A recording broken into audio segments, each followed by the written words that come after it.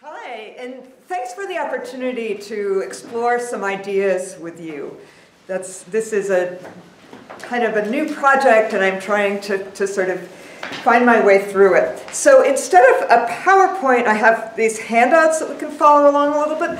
But the question that I am struggling with here is, how is it that so many experts and people in general tend to now kind of accept the assumption that governments around the world just cannot afford to lead the way towards ambitious social transformation? And so if you look at this, I had a couple of pictures here about teacher protests around the world. So education is one example of one of those things that almost everyone agrees is important, that's important economically, yet somehow it seems like government cannot find the way to come up with the money to really support education in a meaningful way. And one little tidbit there is the World Bank just recently issued a major report on education. And so the World Bank for 50 years or more has been pouring lots of money and attention into education around the world and the problem of especially in developing countries.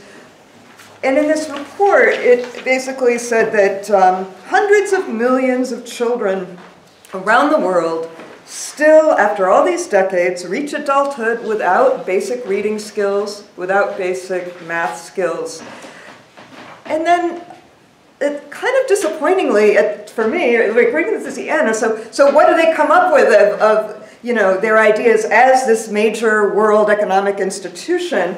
To what are they going to do about this, and what do they advise governments to do about this? And it seemed like a kind of, oh well kind of answer that they come up with. It's not like the World Bank is going to lead some major new transformative, ambitious initiative. It's not like they're saying governments really need now to change their priorities in a major way. Instead, it focused a lot on how can we better assess and evaluate and measure teacher performance, and sort of what vague things can people do. It seemed very small scale and very unambitious, frankly. So what happens then, if you look at another slide, I have a platform of a photograph of a recent young woman who won an upstart political victory in the United States with a platform that was very ambitious, included free public higher education for all. And in the US, free healthcare for all, free housing for all, guaranteed jobs for all. Okay, so here's an ambitious program. And this is the photograph is of our right-wing news network, a Trump-supporting news network called Fox News in the United States, basically saying this is downright scary. Now that's the right wing, but I think in the mainstream, these views, if not scary, these ambitious proposals, like free education, free higher education for everyone, if they're not scary, they're treated as silly. So another slide here is about a presidential campaign in 2016, the two Democratic primary candidates. So this is a sort of characterization by the nominee, Hillary Clinton, that talks about Bernie Sanders, who was the more left-wing candidate and who did, again, campaign on a free college platform, as well as other kinds of ambitious reforms. So the characterization is saying, well, basically what he's saying is, I think America should get a pony. As if these are kind of luxuries that the ignorant masses keep demanding, and serious people would ask the tough questions. And I'm not saying these are stupid questions. They're important questions, like how will you pay for the pony? Where will the pony come from? How will you get Congress to agree to the pony? Again, the pony being like free college education for everyone. So this paper tries to answer some of those questions from looking at some new theories, particular new legal theories, one called vulnerability theory and another modern monetary theory. And the answers I've put underneath there that I think these theories are coming up with of how you pay for the pony, the state's power of the purse. Where will the pony come from? Developing abundant capacity for social resilience. How will you get the government to agree to the pony? The power of democracy. And none of these answers are easy or simple, but nonetheless, I think they move us to saying, wait a minute, we can have more, we can ask for more from the state and expect more. So I'm going to go through it, just sort of talking a little bit about legal theory, what I call liberal legal theory, and then neoliberalism today, and how the two theories that I think are really exciting developments in law are challenging, especially the neoliberal version of this theory, by going back to some basic assumptions. So if you look at the next set of notes here, one of the basic assumptions that vulnerability theory in particular is challenging is who is the subject of government? Because who we think the state is about, who we think we are as members of a political jurisdiction, that really affects what we think the state should do, what we think law is supposed to be about. So the liberal legal subject is classically the autonomous, formally equal citizen and rational private economic producer.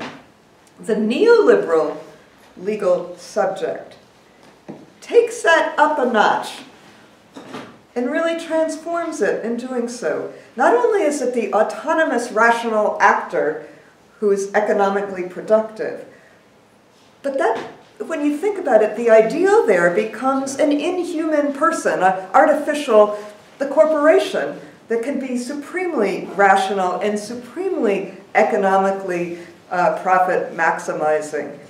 The vulnerable legal subject, in the theory that I'm going to talk about here, shifts the tables and saying, wait a minute, who are we?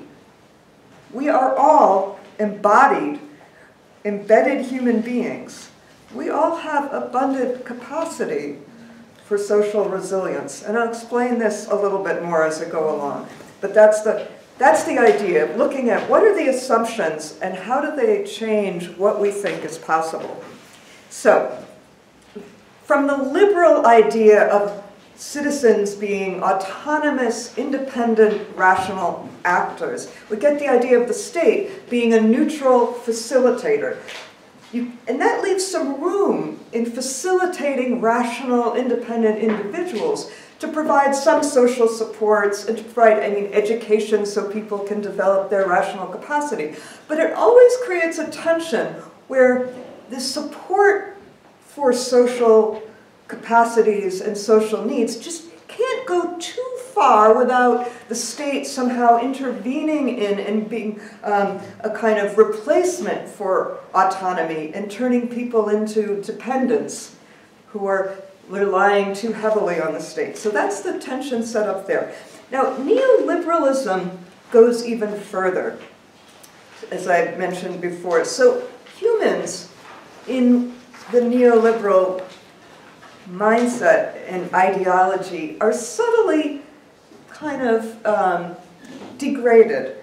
Humans really are full of prejudices, imperfect information, can never understand the full factual picture, always have subjective, contested preferences and interests.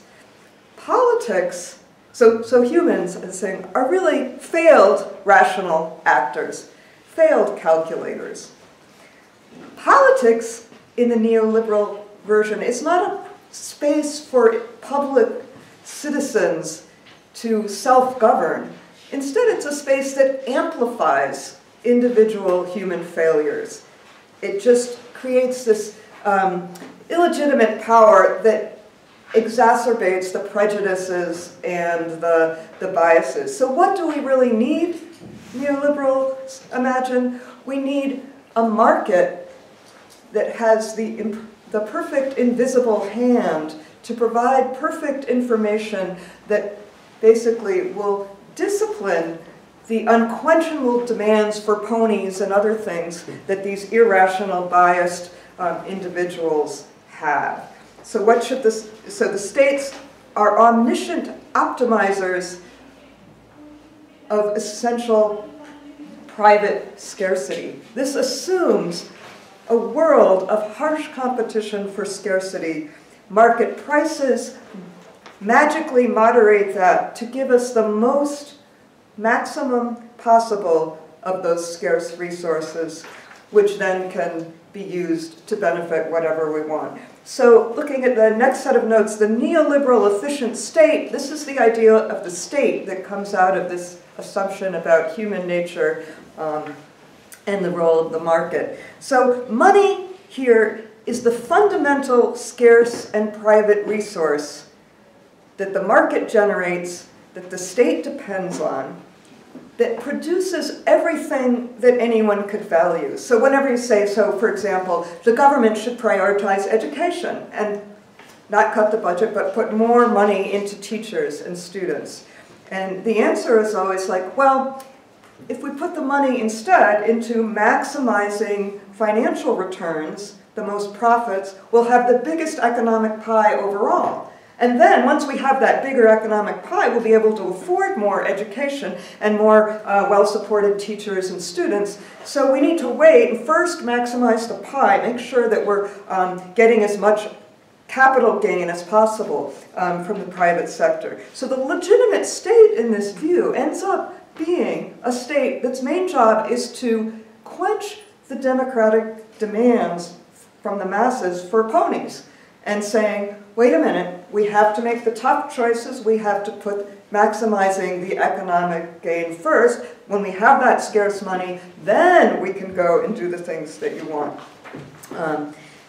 This has led to a number of legal movements, both nationally in many places and internationally, the neoliberal efficient state that basically, in a kind of stealth way, not so explicit, centralizes anti-democratic legal authority. So from this view emerges an ideal of government, of the state, as imposing constitutional protection for unequal private financial power in human persons, essentially limiting, using the power of government to limit democracy and popular demands for more social benefits and social goods. How has this worked out? Well, in the United States, over the last several decades, there's been a subtle shift in constitutional law to constitutionalize economic inequality in a way, where the earlier vision was that economic policy was up to the democratic legislative process. You could fight for more education if you wanted. You just had to mobilize politically. Instead, there's been these constitutional restrictions. And one example is in First Amendment doctrine. First Amendment is the doctrine that protects free speech in the United States. So how does that do this? Well, it's the idea that number one, inhuman corporate persons have First Amendment free speech rights. And those rights have been expanded gradually, the rights to commercial speech. In other words, to say what you want even if it's fraudulent advertising to some degree. In the most infamous thing, of course, is what's the Citizens United decision, which basically said that the free speech right includes the right of corporate persons to spend on elections, basically to buy politicians, right? And to strike down democratic legislation that restricts campaign finance influence by wealthy organized entities. So that's considered free speech, right? Another recent decision this spring was about basically protecting as a fundamental free speech right the right of individuals to exit public employee unions while still getting the protection that those unions offer. And this was particularly an anti-teacher initiative, I think. Teachers being one of the more organized groups of public employees. And so, again, this was about making this fundamental right to undermine social systems of protection for personal advantage in inequality. A famous book, well, a book that's gotten a lot of publicity, came out last year, is called Democracy in Chains by Nancy McClain. And she has traced the history over the last 50 years or so of the economic ideas and plans that were funded by some extremely wealthy and infamous funders. The Koch industry is very active internationally now, basically to find a way to institute a lockbox, basically, on democratic policy that would restrict the rights of wealthy capital owners and businesses to maintain inequality. And these ideas in this is James Buchanan was, that she focuses on, a leading public choice intellectual who came up with a lot of the constitutional ideas of how to put economic power beyond democratic control, and that he was influential and was proud of the work that he did in the Pinochet regime in Chile back in the 70s to basically install a fascist regime to cut Social Security and other kinds of social systems. And then finally, a book came out this year called The Globalists, The End of Empire and the Birth of Neoliberalism by Quinn Slobodian. Traces the history of a different group, sometimes overlapping, that he calls the Geneva neoliberals, and how they planned, basically fairly early in the 20th century, how we could establish a global legal architecture that would continue the hierarchies of empire for the new human rights post-colonial, post-war regime, without it being obvious that they were doing that. How did they do this? Well, it's conceptually, one of their key moves was to create the idea that economics is separate from politics, to create a dual sovereignty system where economic rights, especially of the wealthiest and corporations and basically global capital, would be protected through centralized legal authority globally. And that would leave sovereign democratic, or not democratic, sovereign governments to have a semblance of independence and control, but not really have power over their economic policy. And they came up with a lot of ideas that have been, to some extent, implemented through the international, investor dispute resolution systems in some of the international trade treaties, free trade, the free movement of capital was one important part of this. So a lot of detail about the policies that have actually established this, and to maintain the independence, so-called, of the central banks and currency control from basically the sovereign governments. And that this would, again, continue the same sort of anti-democratic power that had been the older empire, without people really understanding what would happen. The goal was to naturalize this, to make people think that's just how economics is. It's somehow the global economy has changed, so we have to do this. All right, so then I have another slide here, or set of notes, that gives an example of the crazy thinking that has become natural through this shift. The ideas about economics, and this is the, what I'd say, inverted rationality of cost-benefit analysis. So this is one way that this cost-benefit analysis idea is has taken hold by even many leading progressive, sort of liberal, left-leaning law scholars in the United States. And it's one way, cost-benefit analysis is one subtle way in which the power of democratic legislation to control the economy has been cut off without people really realizing what's going on. So Cass Sunstein is the author of an article on cost-benefit analysis of climate change. He styles himself as a progressive. He was a top official overseeing regulatory policy in the Obama administration in the United States.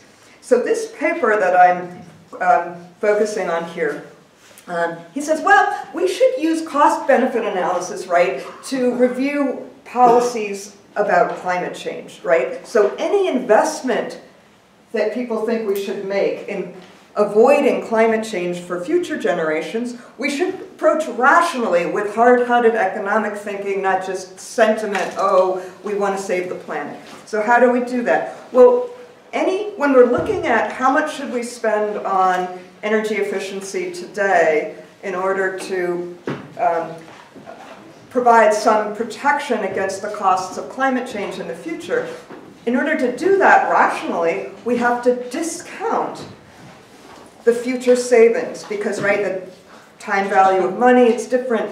$1,000 100 years from now, we should discount by the rate of investment we would get if we put that investment, what's the rate of investment returns we would get if we took that $1,000 and put it not into energy efficiency, but into the bank, right? If we could get a 5% a year return on that investment, in 100 years, we would have X amount more dollars. So we have to figure in that opportunity cost of the lost investment gains into any calculation of is it worth it,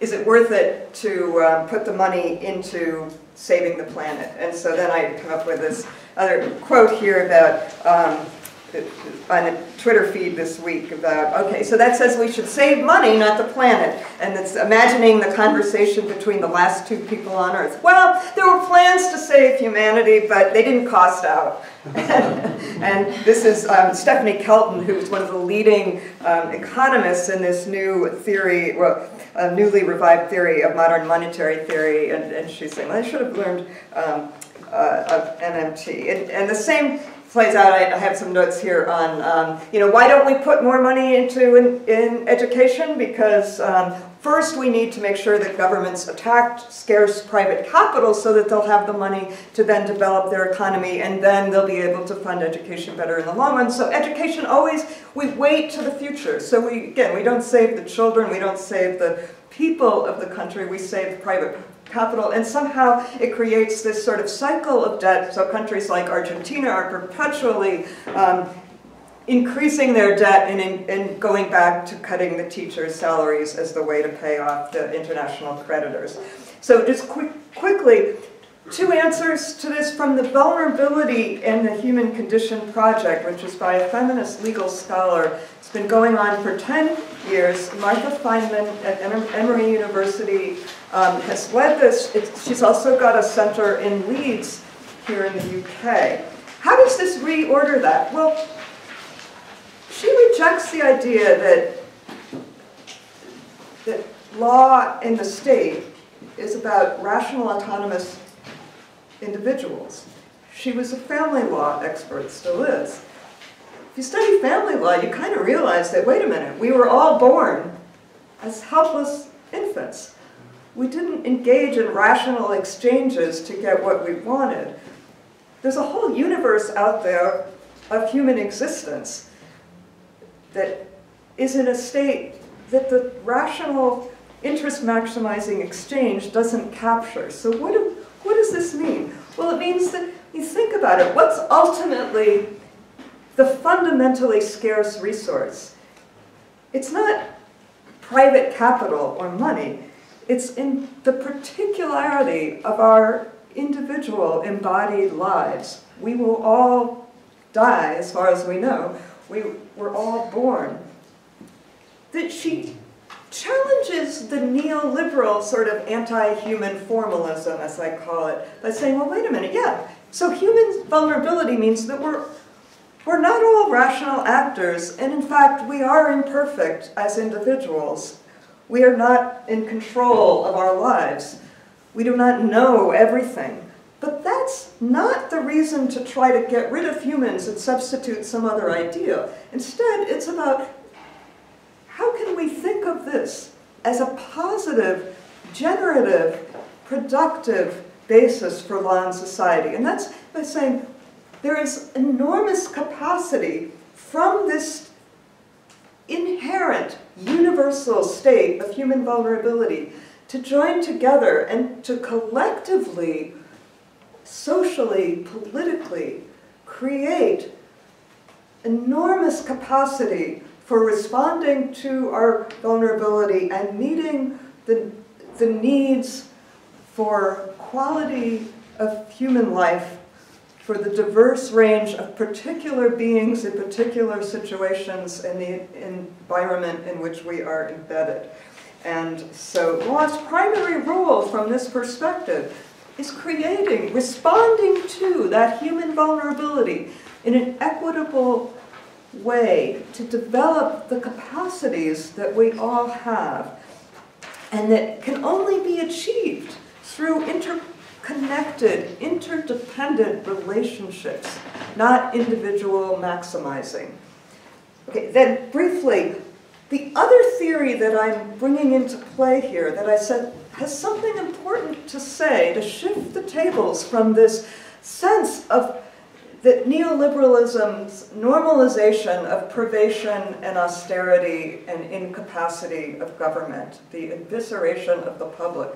Modern monetary theory provides some of the economic thinking that shows us how we can have what Martha Feynman calls the responsive state, that first and foremost develops the social capacities and capitalizes and creates abundance from human weakness and vulnerability. Modern monetary realism says, what is money really? It's not a scarce, private commodity of good. Money is a legal promise to pay. Money is a limitless writing instrument for mobilizing social production and provisioning the public purpose. It's the boundless public center. Money is always public. You can't have money, like it's not the pound note, the coin, has no value in and of itself. It's only valuable because there is a powerful centralized government with an established, trustworthy legal system to a certain extent that makes that a promise that other people will honor, that the government will honor when you use it to pay your taxes.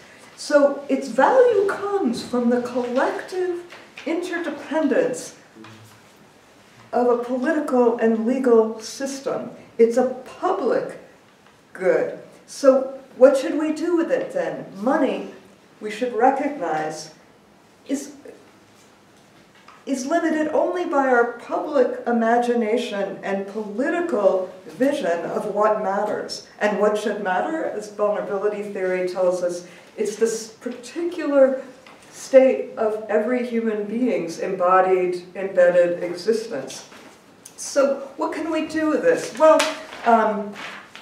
we should reclaim money's power, public power, political power to meet the many social needs and visions and ambitious plans that will really address our state of human vulnerability.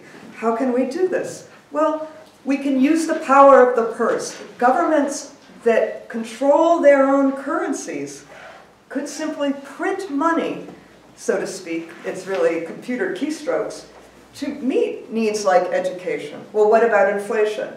Inflation, modern monetary theory explains in some depth, is not simply a problem of too much money spent on social needs. And instead, it's a problem of when there's more money than there is actual useful things happening with that money. So in other words, what matters is not how much money the government spends or how much it incurs deficits. What matters is where that money is going. Is it going to develop really valuable, not just money, but what's really valuable to people and human beings in society? Is education really valuable? Is care work for children, for elderly people, is that valuable? And so MMT, like vulnerability theory, says yes, if you think of our state, of our being as vulnerable, embodied, embedded individuals, what matters the most is currently being way underdeveloped and not invested in enough.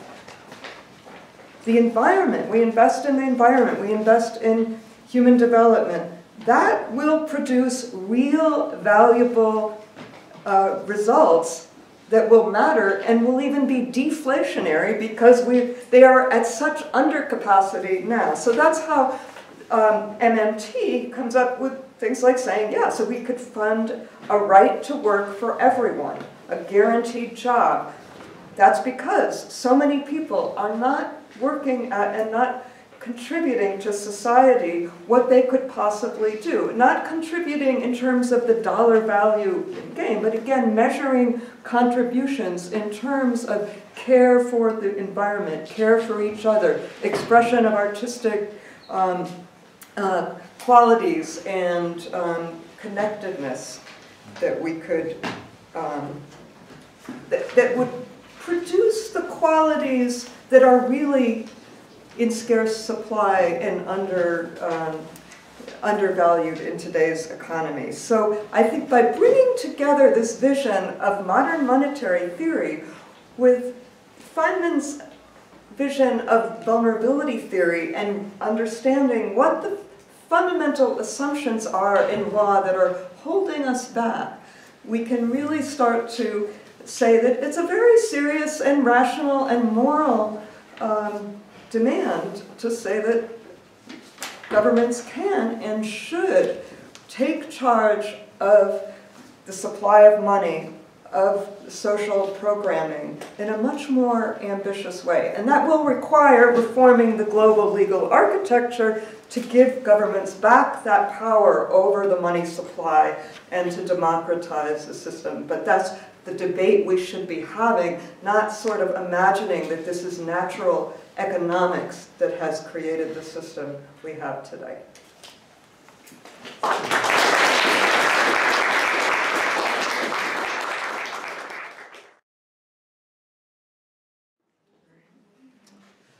So I am Yuille, and I'm happy to be here. I arrived this morning after a pretty long flight, and it's my daughter's birthday. She turned 7. I shouldn't have told you that because now I revealed I have a 7-year-old and that I'm old enough to have one. And I like to pretend that you couldn't tell that from all of this that I have going on. What I want to spend my time with you today doing is taking somewhat of a different take on this question or this idea of how do you pay for the pony.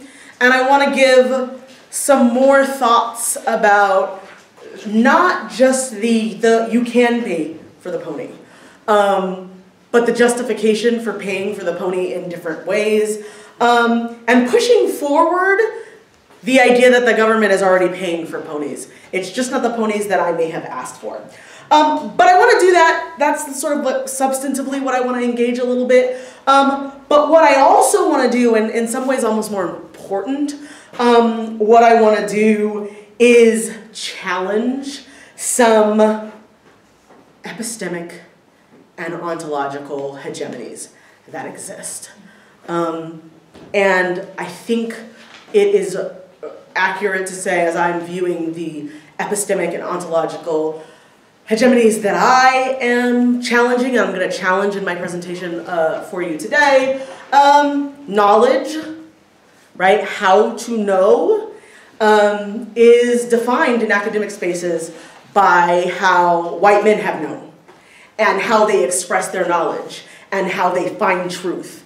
And I'm not going to do it that way because I'm not a white man. And while I can know in those ways, the very process of me translating how I know as a black woman into the terms that meet the standards set by the hegemonic powers changes the knowledge in ways that are both very powerful but often imperceptible, where we're living in the dominance of those hegemonies. So I'm gonna share my ideas with you the way I know.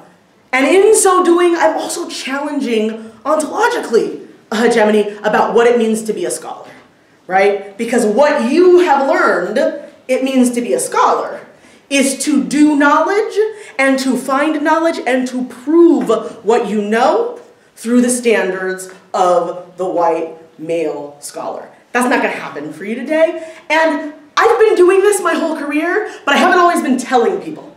And I tell you this because there are two things that are going to drive everything that I do today, which do not drive white male legal scholarship. And then what happens is that my audiences don't actually listen to the part that they're supposed to listen to because they think that I'm just wasting time because that's not the knowing part and that's not the scholarly part. It really messes up my students as well because they're like, class is over, you didn't do teaching. And I'm like, the teaching happened. You just missed out. So I'm giving you the clue that when you think I'm not doing the thing, I'm doing the thing. That's the thing. And that's because this project is really both a methodological project as well as a substantive project. And the two pieces of my methodology that I think are really important are dialogue and narrative. And both of these, my thing here is flipping all around. And I want to make sure I say all the things I want to say to you. But I want to give you a second and make sure you understand what I mean by dialogue. Because it's weird, because we're not actually having a literal conversation right now. But dialogue is contrasted with banking. And right now what I'm doing for you is banking. And I came across this idea of dialogue as I studied the work of Paulo Freire in Pedagogy of the Oppressed. And basically banking, you can probably intuit what it is. It's what I'm doing right now. I have assumed that you don't know who Paulo Freire is. And Paulo Freire, and now I'm assuming that you don't know who Paulo Freire is, which may or may not be correct, but I'm doing that because I am the sage on the stage right now. And I'm assuming you don't know, and now I'm going to fill you with the relevant knowledge about Paulo Freire and his method of pedagogy and teaching and engaging in the knowledge building process, and that's dialogue. And what dialogue is about is developing generative themes and then an interchange of minds through which knowledge is created and the world is changed. So in pursuing everything that I do through this method of dialogue, what I'm going to do for you today is just put out there what I think are some generative themes. Generative themes are things that we can look about in the world and understand as issues, topics, spaces for our contemplation, right? Typically, generative themes deal with things that we might want to fix because that's what's going to draw our attention, and that's what's going to happen today. But generative themes could be any area of importance. And then I said the other thing, right, methodologically was narrative, and that was I'm going to tell you stories. And I said that I'm challenging this epistemological hegemony in which I'm supposed to give you cold, hard analysis. I can go look at these facts that might be coming out of my narratives that I'm going to share, and then I analyze them for you and fill you up. That's not what I'm going to do. I'm just going to share some of these narratives and maybe reflect a little bit, but hopefully get a chance to have a conversation. And I'm going to start right now with my first narrative. And I'm going to read this one because I really like it and I wrote it. But I'll tell you some others off the top of my head. Some lessons are so important, they get repeated to you. It's the 1980s. Okay now, you kids hush, whispered a worried voice that I wasn't used to hearing sound anything but cheery. I sit silently in the back of an Oldsmobile Cutlass Supreme, willing my tiny frame to disappear. My brother hangs his head. My sister stares out the window. We don't move or speak or breathe as the police officer interrogates the white woman driver. Are you okay, ma'am? Are you sure you're okay? Do you know these children? Have they done anything to you? Are you safe? Are you sure? The woman is our grandmother, her blackness obscured by white skin and hazel eyes. Now it's the 90s. The glare of the squad car's headlamps illuminate a pristine black convertible Cadillac. My father's stern eyes reflect in the rear view mirror, wordlessly telling us, don't say a word. We don't move or speak or even breathe. My father sighs almost inaudibly while the officer interrogates a confused blonde girl. Are you okay, honey? Are you sure you're okay? Do you know these people? Have they done anything? Have they done anything to you? Are you safe? Are you sure? Now it's 2000 something or other. I'm driving my mother and sister home from work in our family Jaguar when we are stopped. My mother summons her weakened voice. Please, just stay calm. I want to arrive alive, so I sit silently, motionless. We all pull out our IDs. My mom breathlessly reiterates, please, just loud enough to be heard over the calm hum of her breathing machine. My sister begins to ask the police officer to explain one more time just how it is that our trio, that includes an old lady wearing an oxygen mask, a lawyer in workout clothes, and a teacher dressed like a school marm, fits the description of some people who just robbed a bank 100 miles away. My mother almost imperceptibly shudders, stealthily pinching my sister's thigh. My mother causes my sister to fall silent, and we stay that way as I carefully but deliberately navigate our way home. Now it's 2017, and I'm dressed pretty much like this, and it's early in the morning on a Wednesday, and we're in California. I live in Kansas. My daughter, who just turned 7, I told you that, she says, Mom. I said, yes. Why are you dressed like a lawyer? And I could have said, I normally would have said, I'm dressed like a lawyer because I am a lawyer, and I'm going to go do lawyer lady things. But this morning, I'm not dressed like a lawyer because I am a lawyer. This morning, I'm dressed like a lawyer because I'm about to get into the family car and head to a funeral parlor. And I walked out of my room dressed fancy because I wanted to be treated a certain way when I get to that funeral parlor.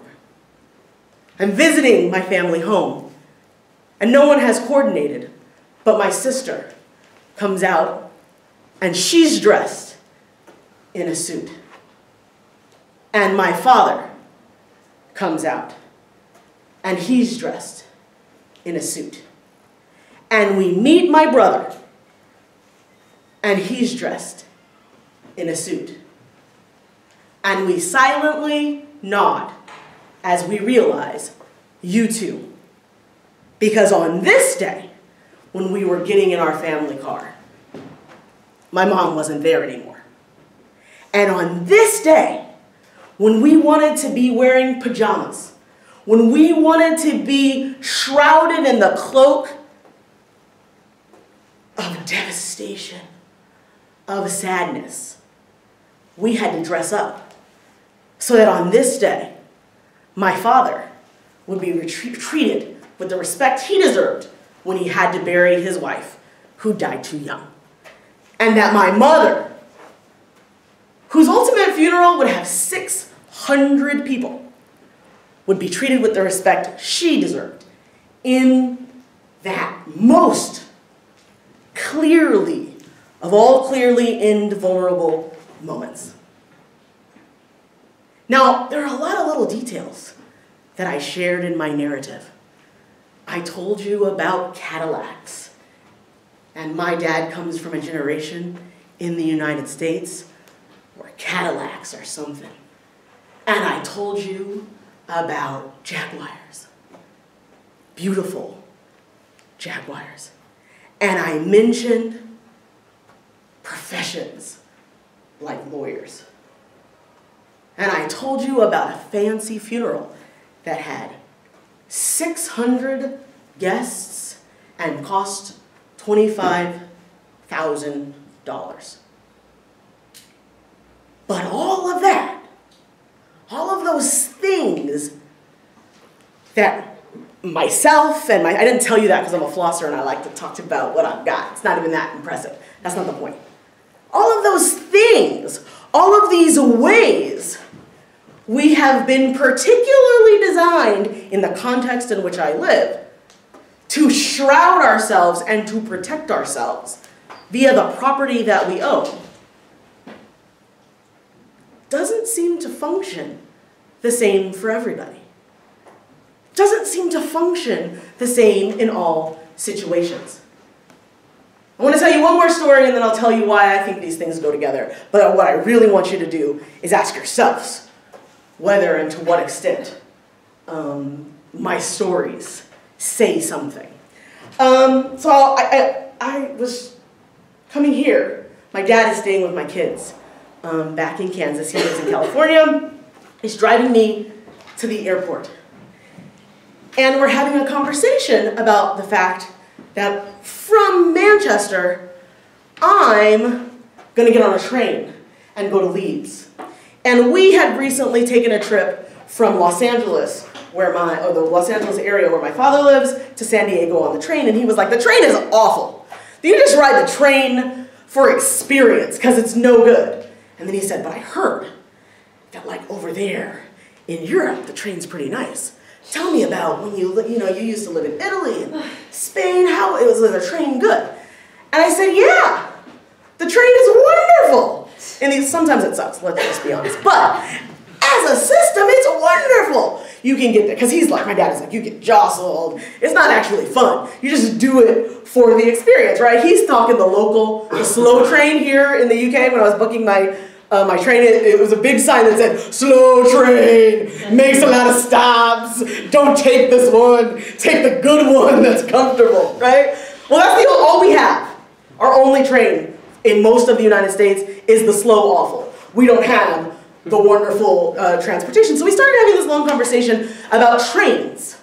And I said, and I hadn't sat and thought and put all of these pieces of data that I knew together. I said, we have crap trains on purpose. Because in the United States, the government has taken our core form of addressing this universal human vulnerability. And we've selected one thing as the central way we protect ourselves, the central way we respond to that, and that's property, that's ownership. And the proxy for that ownership is something that we call money. But in the United States, we've selected money and property as the central way we protect ourselves, and then the US government and then state governments created a systematic project to ensure that that special protective mechanism would only be available in significant quantities to certain populations. And so there are a lot of processes. I'm just going to bring up two to make the point. That has to do with a process called redlining.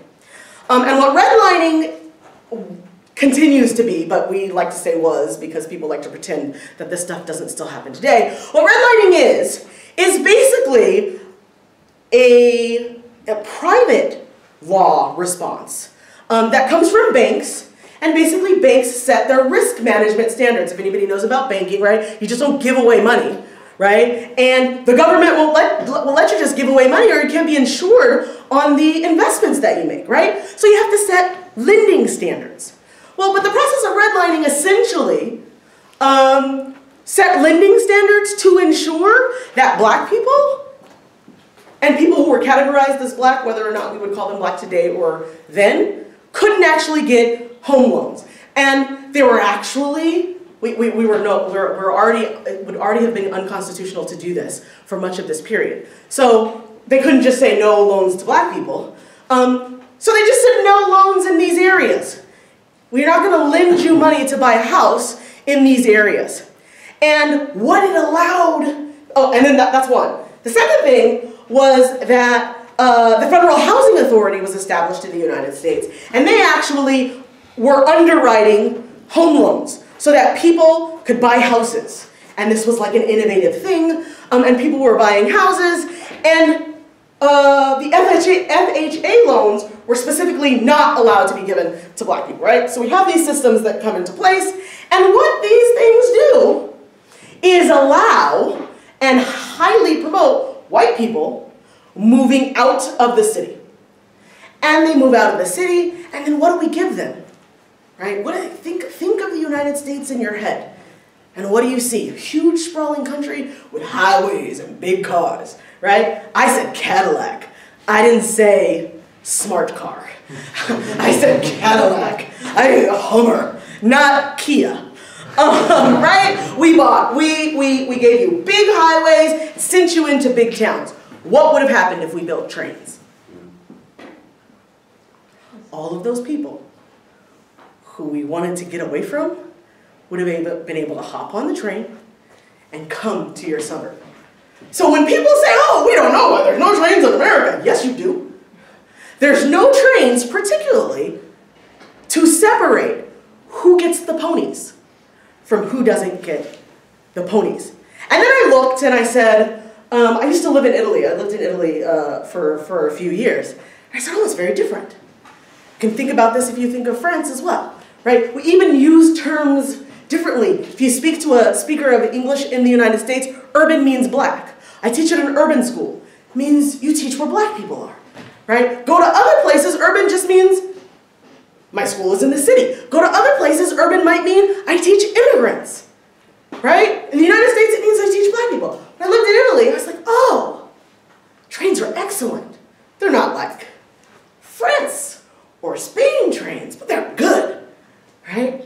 And the people with the ponies live in the city, and working class people live outside of the city. And you go to Paris, and the worst neighborhoods, right, al margine, on the margins of the city. This isn't on accident. People don't move themselves in these ways, right? We have property structures, specific rules that don't just incentivize us, that force us into one space or the next space. And then, right, the monetary value associated with what we own is circumscribed by where we're able to have our property, right? When my family, I was graduating from high school, my family decided to sell their house. My mom got this idea that we didn't need a big house anymore because I'm the youngest. All the kids are gone, right? And they have the empty nester syndrome. My mom is like, downsize.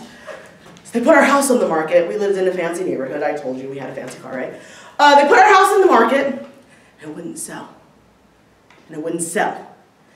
And it wouldn't sell. And that sucked for me because that meant our house had to be clean all the time. So every day before school, I had to like clean up and put all my stuff away. And I was just like, sell the house.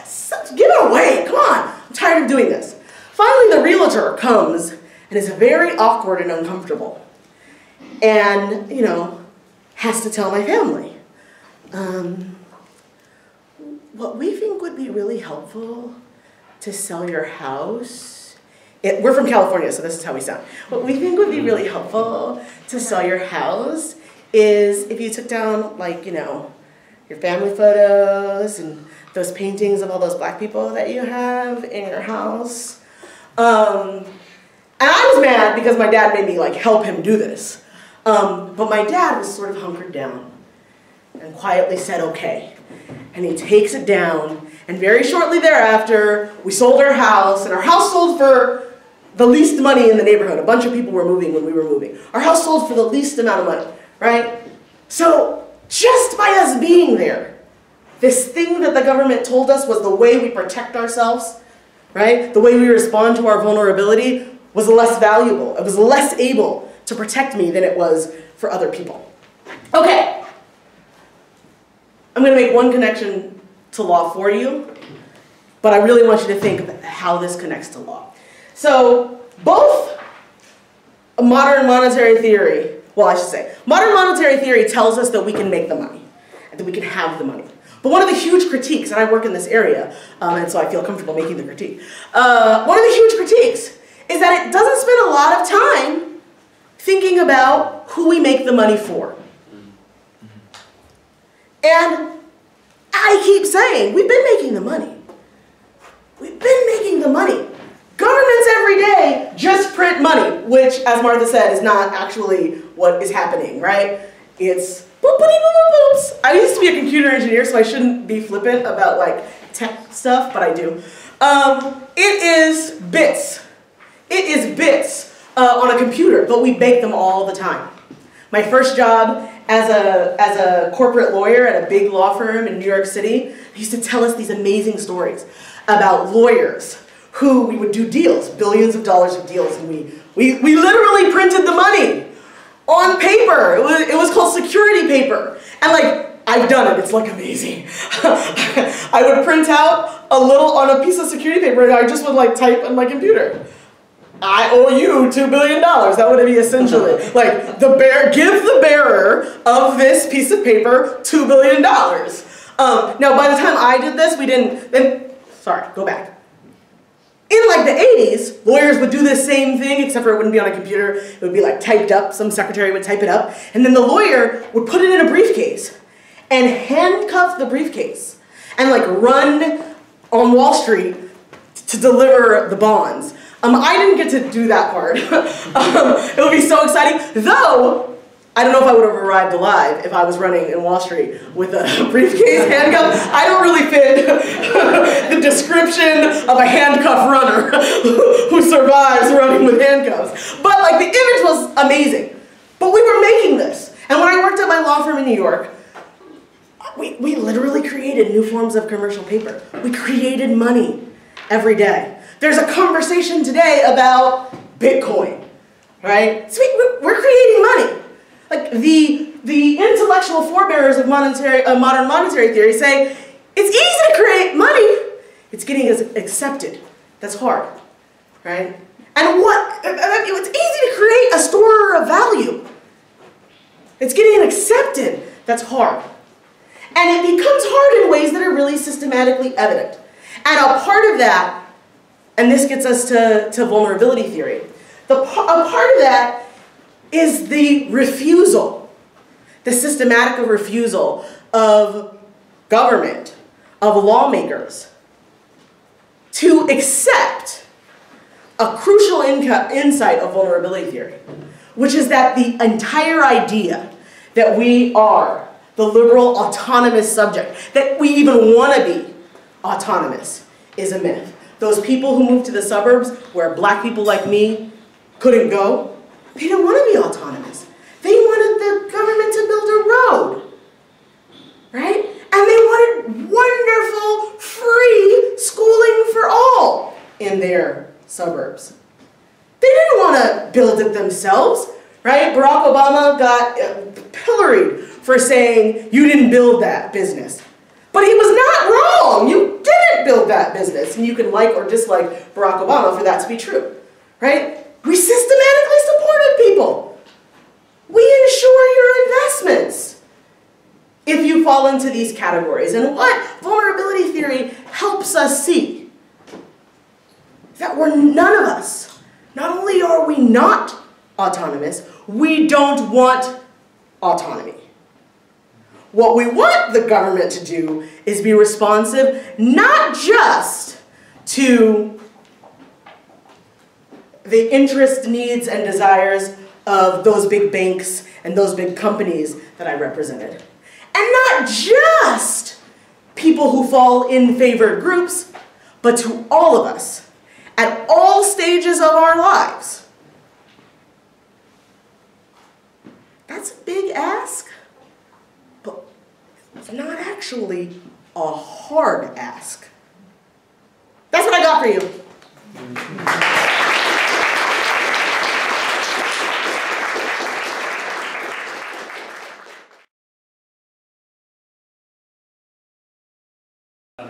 Both of you sort of implied how the inequality in laws got us into some of the structural aspects.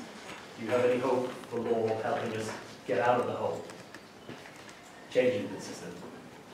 Or is it all down to changing political will first? So, I think, you know, the common refrain is that a lot of this stuff is outside the capability of law, and that law is not the appropriate mover of these things. I think that that is an accurate reflection of history, but also reflects, and I didn't talk about this, sort of the pedagogical impact of law. What the law does today tells us what the law has the capacity to do. And I think a lot of the stuff that we're talking about, in order for it to come about in a sustained way that is not going to be systematically chipped away at or made to do nefarious things, we have to re-envision from the bottom up what it means to be and do law. In common law jurisdictions like we come from, that you were in, you're right, like there's this idea of settled precedent. And I think that that's one thing that maybe we have a conversation about, because, you know, inequality and the systems and mechanisms of inequality are technological and they advance faster than the iPhone. And so yesterday's discrimination or yesterday's whatever is out of date by the time we figure out how to deal with it. And so the idea of settled law, and I'm not saying I know how to re-envision this in a way that also still gives it bite and power. But that's one place where I see us wanting to have a new conversation. And just to say that law has been a central technique of the neoliberal construction of the economy seemingly as a bunch of forces that kind of globally come to bear without law. So it's about hiding and confusing people about the role of law. The actual competition between nations in this race to the bottom for private capital that is hamstringing a lot of countries from developing education. It's real, but it's really imposed by law. It's about setting up the currency structures and the international financial systems so that money is scarce and unequal, and that gets international legal protection, and the rights to teachers and students do not get an international tribunal that puts their rights above everything else and that requires equality among humans, only equality among investors. So don't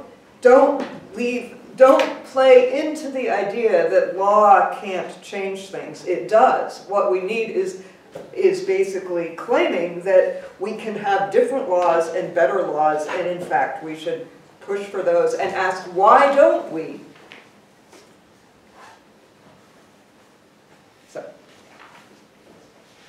Do you think that issues such as gentrification will still arise despite property regions and things like that becoming more egalitarian due to like fashions and materialistic trends? Gentrification is equally a process. It's a legally structured process. How does gentrification work? You create mechanisms so that the people who currently live, the favored populations in an area, can leave that area. And so, like, we use, take Harlem in New York City. What do we have? We create systems so people can leave Harlem and go upstate or move to New Jersey because they can buy houses there and get more space. And we tell them that having houses and more space is better. We force the remaining, in the case of Harlem in New York, which I'm describing, right? We force black people and Latinos and Latinx people to be in those neighborhoods. And then the property value, right? But we associate values with those two places. Property values plummet so that there are a class of white people who are now wanting to be, you know, closer to things that are happening in the city and they're not able to buy in the suburbs because the whiteness of the suburbs makes that so expensive. So they come and return to neighborhoods that they had abandoned and forced other people in. If you that's all legally structured. If you, you could get rid of gentrification by getting rid of discrimination and having white people actually be willing, by the way, I say white people be willing to live by brown people because the statistics show that it's white people who segregate themselves and brown people who wind up in neighborhoods that are homogenous, right? Like, so 95% of white people in the United States only live by white people. That results in like 75–80% of brown people, but it's a white thing that's happening. If you get rid of that, yeah, we won't necessarily have gentrification, but we will still have the mechanisms that make it possible. If we change the structures, then I think we will have, we might have a neighborhood change, because neighborhoods change and cultures develop. We tend to denominate it gentrification when there's this nefarious underlying problem, and so we might have neighborhood change, but we won't look at it. At least those of us who look at it critically might not see it critically. And also I think vulnerability theory challenges us to see needs like housing not as a question of special populations who somehow can't make it in the market, but by saying, look, a universal human need for shelter, right? So housing is one of those things that is a public problem and a public good that we can develop people's capacity by publicly supporting education. MMT says, how are we going to finance that? Housing is something that takes lending, investment. It's not a one-time autonomous exchange. So do we create it by having unequal private property in capital and financing individual mortgages, or do we create it by setting up public housing funding that makes that universal and affordable and integrated? Do we create land trusts, for example, community land trusts that combat the inflationary trends that the current system of private real estate as a private capital asset and very unequal are designed to maintain? So there's a lot we can do legally, but it requires changing the whole system, and I think looking for those universal, making it a universal equal value that deserves, how are we controlling money and financing in a different way?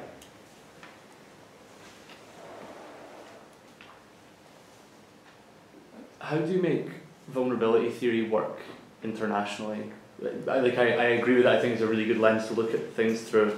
But you seem to be putting a lot of trust in international institutions, and I imagine that you would have a sort of democratic, or you'd have people harnessing democratic issues to say, well, you know, we have to take this policy choice to help those people over there. You can immediately see how that discourse is kind of utilised by someone else. So how do you escape kind of the traps that we've already fallen into with international institutions? Even if they are doing good things, they still create a democratic deficit, democracy deficit.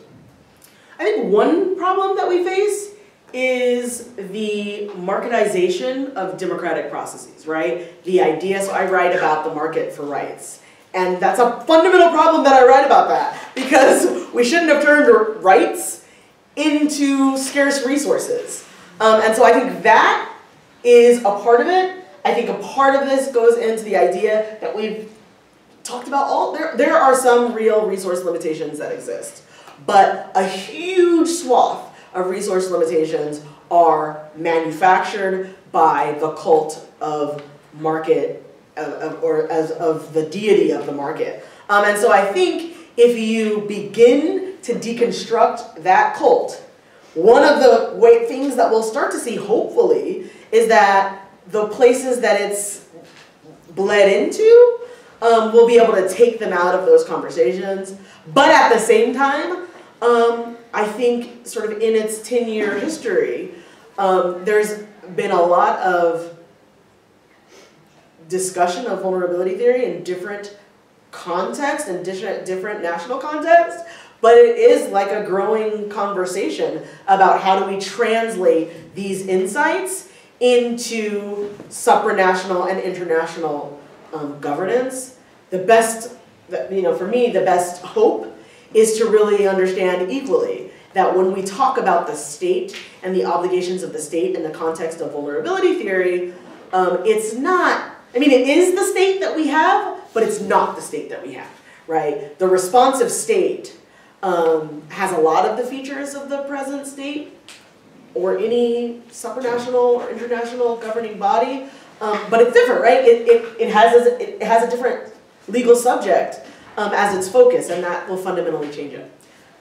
And I think that's a great question, and I've been struggling with some examples of what might be different. And one is to think of, there's a work by Nicole DeWandra, who works for the European Commission on digital policy in a philosophical way. And so she talks about, we don't want to think about the sovereign state, we want to think about a relational state. And I also think about, like, Martha Feynman's Vulnerability Project uses the word responsive state. So in other words, we're not thinking of the government as this neutral reflector of individual autonomous decisions and preferences. It's not like that simple idea of democracy as representing each of our own individual ideas and combining them. It's the idea that we create a collective institutional space that creates a whole that's entirely different than the sum of the individual parts. We do that not by having experts like regulatory officials, like in the Environmental Protection Agency in the United States. The idea is not to develop people who know it all and then can provide the expertise, whether it's through cost-benefit analysis or otherwise. One example of this in practice is in a talk I heard about by some women officials in African-American women officials in the Environmental Protection Agency in the United States back in Democratic administrations, who were trying to center environmental regulation on what is called environmental justice. In other words, thinking of the inequalities in how that plays out in the policy. And so one thing that they did is, rather than trying to sort of have this very expert process of like pure scientific analysis and cost data and all of this, is when there was a problem that they were trying to respond to and decide what's the solution to, say, hazardous waste in a community that's causing pollution, they actually think what we need to do is get out there in the community and hold a town meeting that brings together representatives from different parts of the community and to just listen and to have them say what they need. And one of the things that came up with, and some examples of this, was they wanted to break down the barriers and the divisions within the government's response. So not just thinking of taking environmental action, but all of a sudden they realized that there was a whole bunch of stuff going on with sort of real estate development and employment in the area and farm policy. And so and then they came back with officials from all these different areas of government and continued a dialogue and got people to see things differently, even when they didn't agree with what the government was going to do.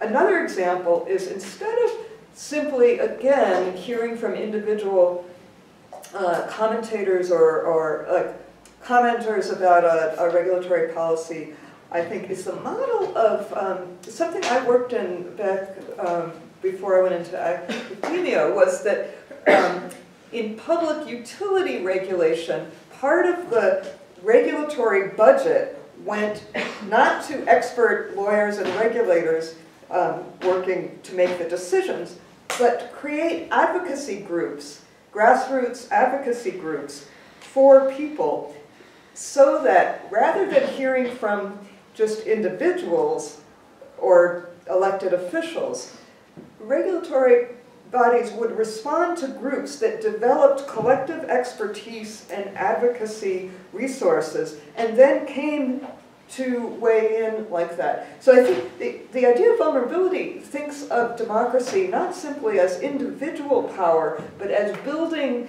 different collective publics who can then develop the collective perspectives that may be missing and invest in the resources to do that effectively.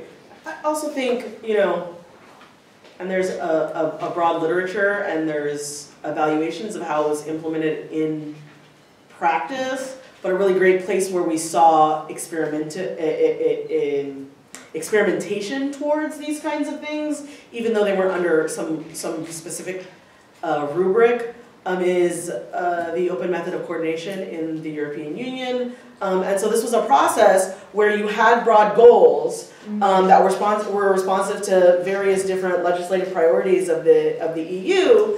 And you had not just, you had, you know, a range of stakeholders, so policymakers from the countries, policymakers at the supranational level, but also expert knowledge in the area. So if we're talking about, you know, positive action, experts who are working in this area who come together and talk about what we have tried and try to create sort of knowledge and wisdom about how we can address some of these things. Again, you know, in a history, in a fraught political EU, whether or not the outcomes and it was, you know, faithfully implemented forever is a different question, but sort of an idea of democracy looking different can be found in closer to home in the open method of coordination.